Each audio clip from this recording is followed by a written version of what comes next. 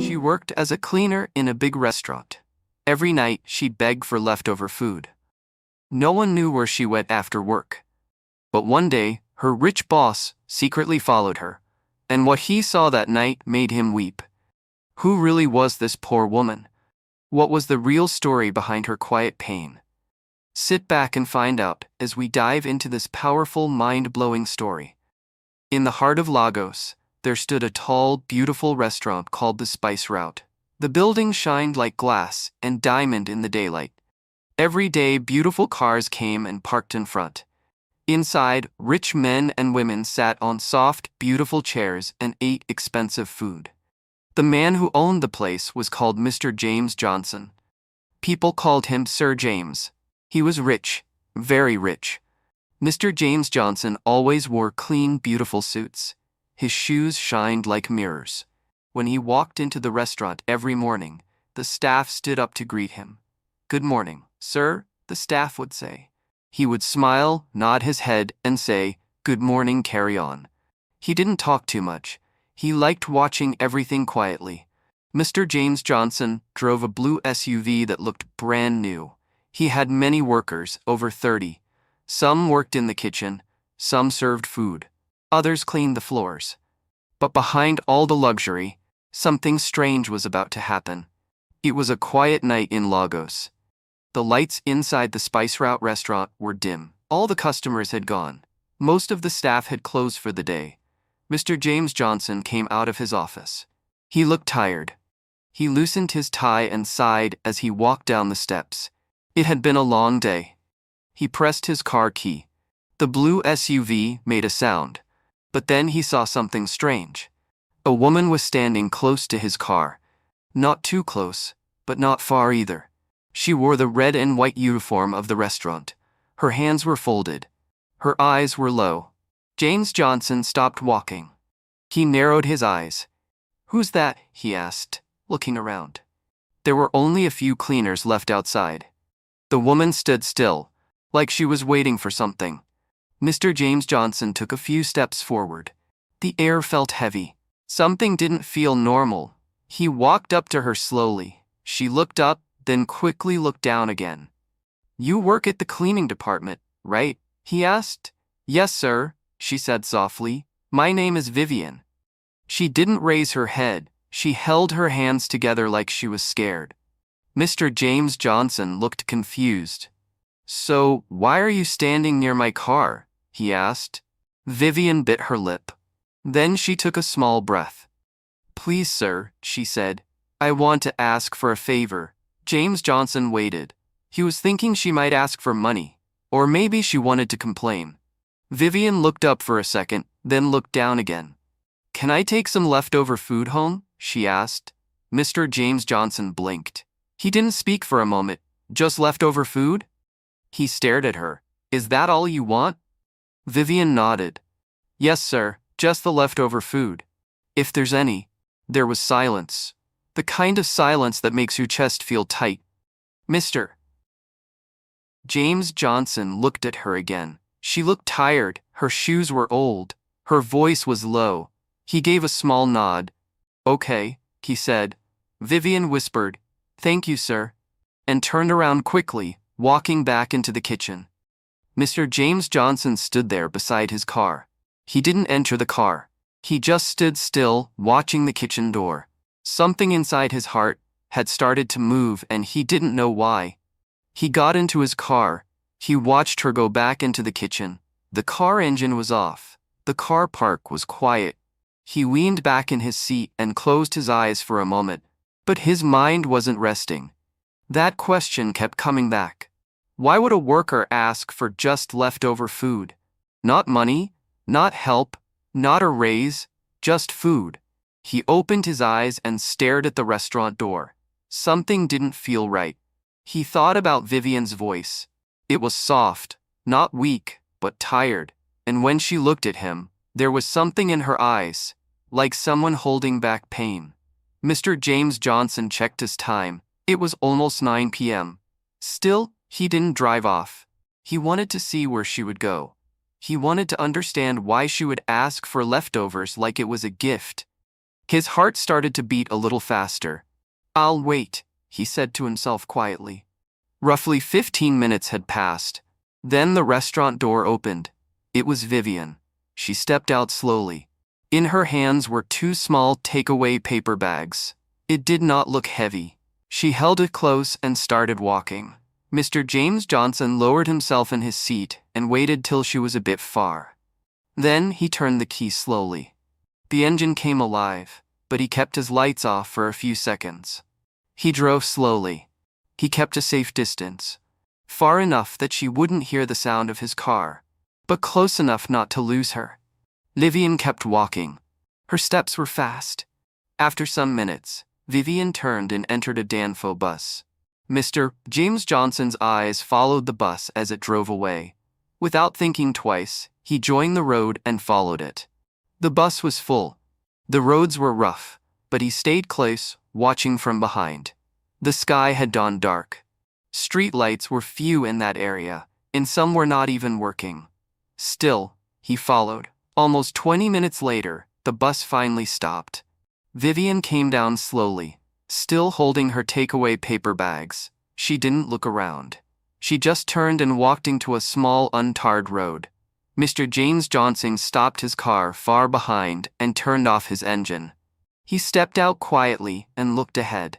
There was nothing beautiful there. No shops, no beautiful houses, no cars. The place was quiet and dark. He slowly walked a little closer. Vivian walked up to an old, broken building. The walls were cracked. The roof was old. The windows were broken. Mr. James Johnson stood still.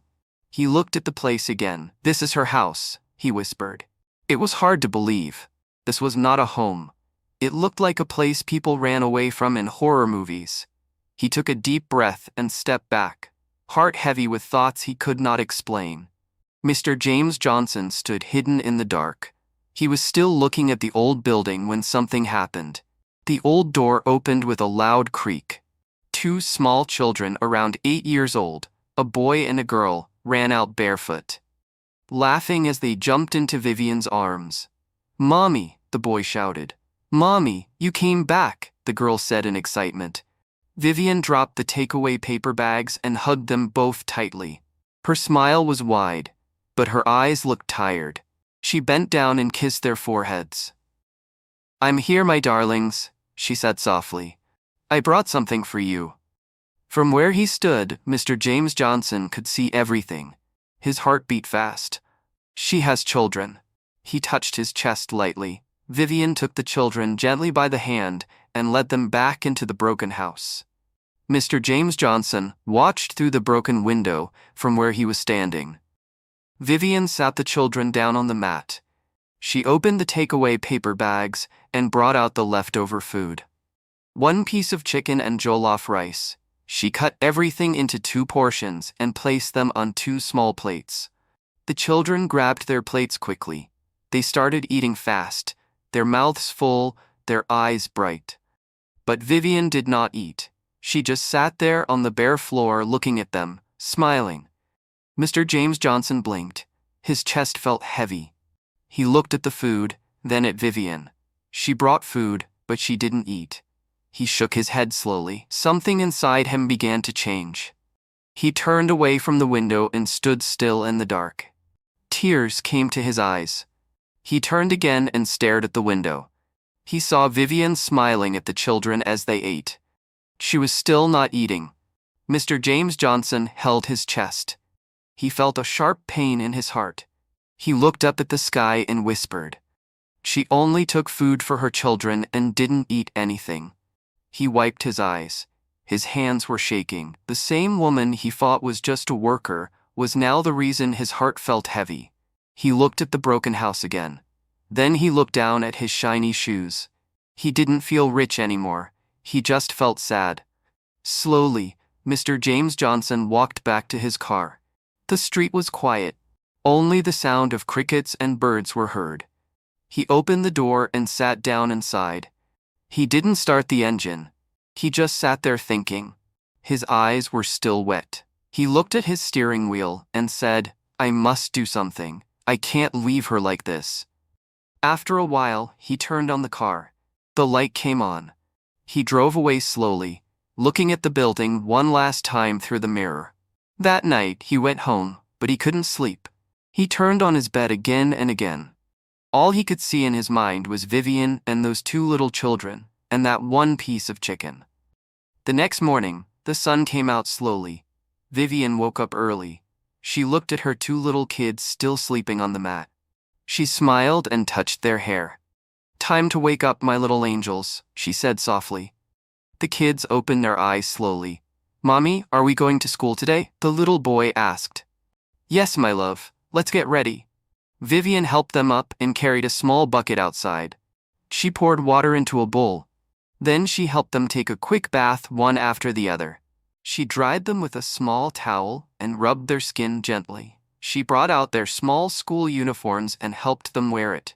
Then she combed their hair and packed it neatly. After that, she opened the takeaway paper bag from last night. Just a small portion of rice was left, just enough to feed the two kids. She heated it on a small gas cylinder stove. She put it in two small plastic plates and placed them in front of them. "Here, eat this before we go," she said. The kids sat quietly and ate, their legs crossed on the floor. Vivian watched them and smiled, but her eyes looked far away. When they finished eating, she packed their books into their school bags. She gave each of them a small bottle of water. Then they stepped outside together. The sun was getting bright. They walked slowly to a small government school close to the house.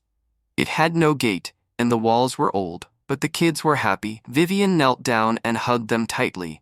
"Be good kids," she said, kissing their foreheads. "I'll be back soon." The kids waved at her as they ran into the school.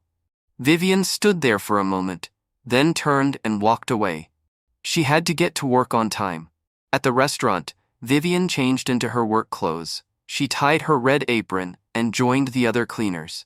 She swept the floor quickly. She mopped under the chairs.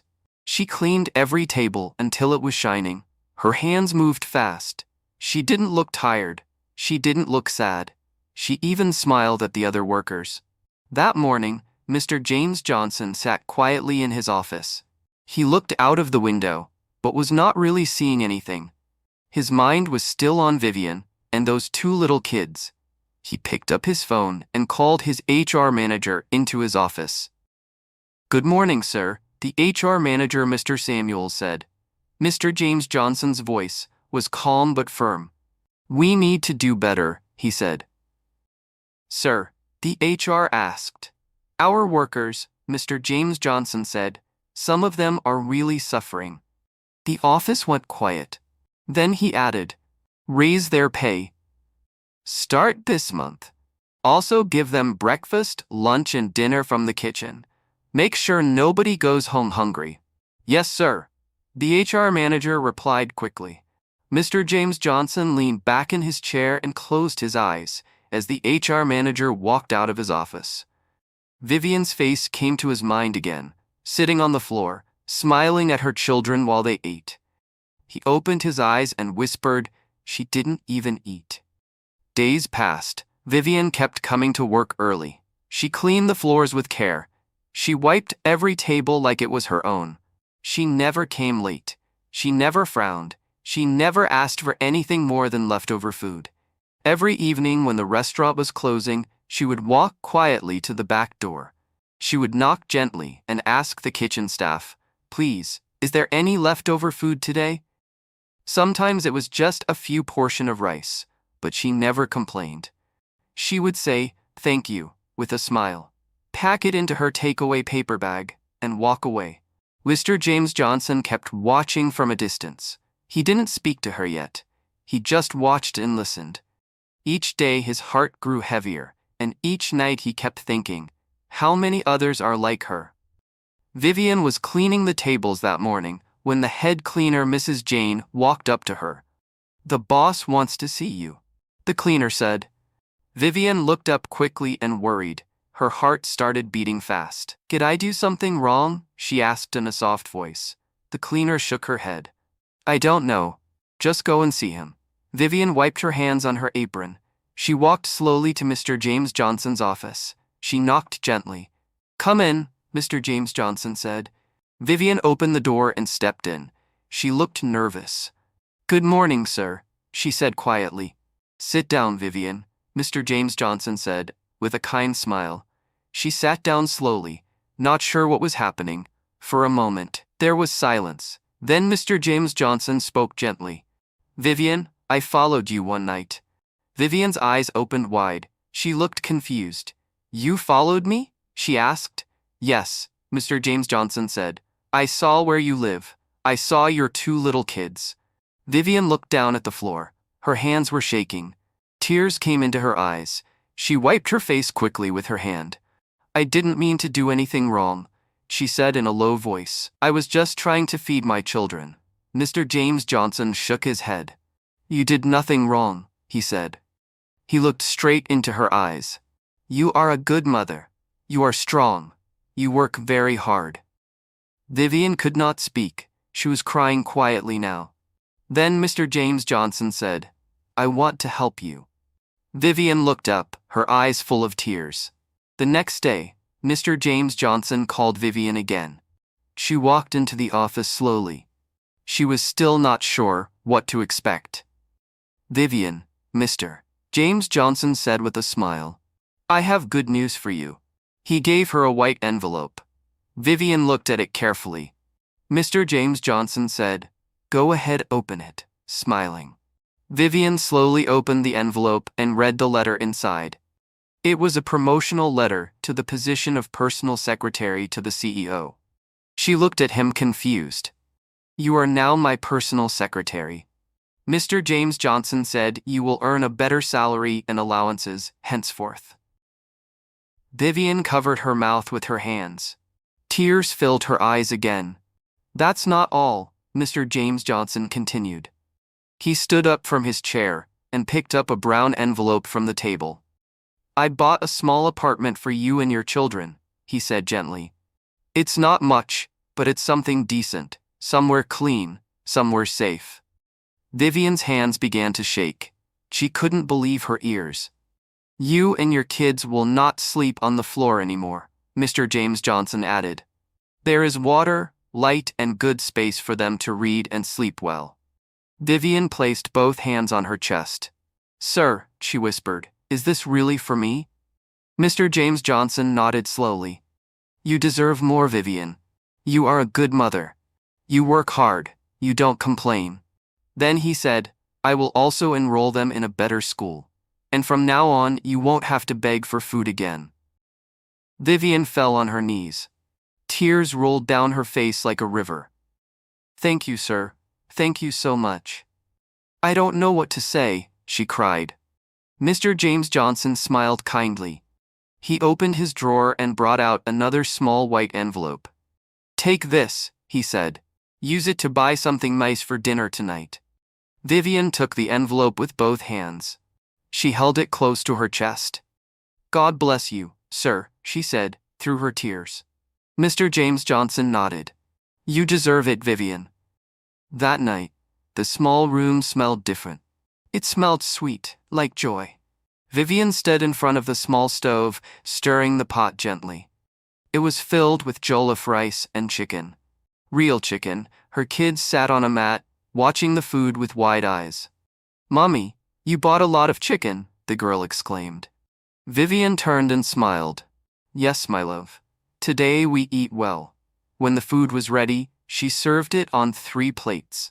The kids took the plates and sat down quickly. They didn't wait. They started eating with happy hands. The little boy said, chewing fast, "Mommy, this is the best food ever." "I love it," the girl added, her mouth full. "It tastes like heaven." Vivian sat close to them and watched. She didn't speak much. She just smiled.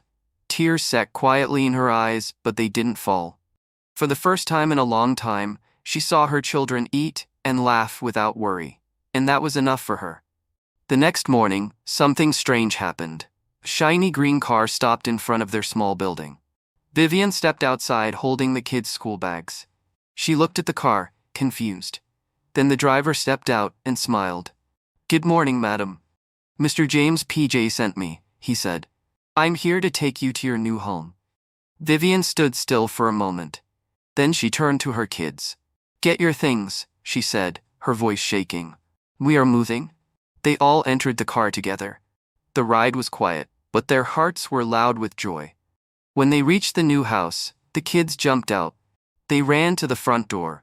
The house was clean. It had fresh paint. It had windows that opened. Inside there were chairs, a clean kitchen, and soft beds. The kids ran from room to room, shouting, "Mommy, we have our own beds. Look, a real kitchen. We don't have to sleep on the mat anymore." Vivian stood in the middle of the room. She turned slowly, taking it all in. Then she sat on one of the new chairs. She looked up and whispered, "Thank you, God. Thank you." Her journey was not over, but something new had begun. And this time it began with hope. Vivian sat quietly on the soft chair in the new living room. The house was peaceful.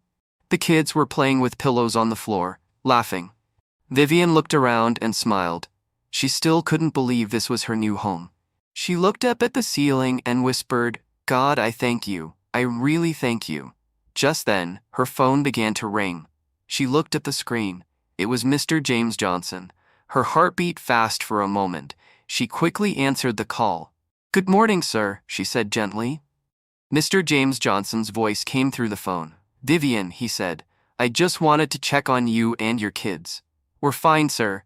Thank you again for everything," Vivian replied. There was a short pause, then Mr. James Johnson said, "Vivian, don't come to work today." Vivian's eyes widened. "Sir, take the day off," he said with a kind voice. "Enjoy your new home, cook something sweet, sit with your kids. Today is for you." Vivian put her hand on her chest. "Thank you, sir. Thank you so much. You've earned it, Vivian," he said. "Enjoy your day." The call ended.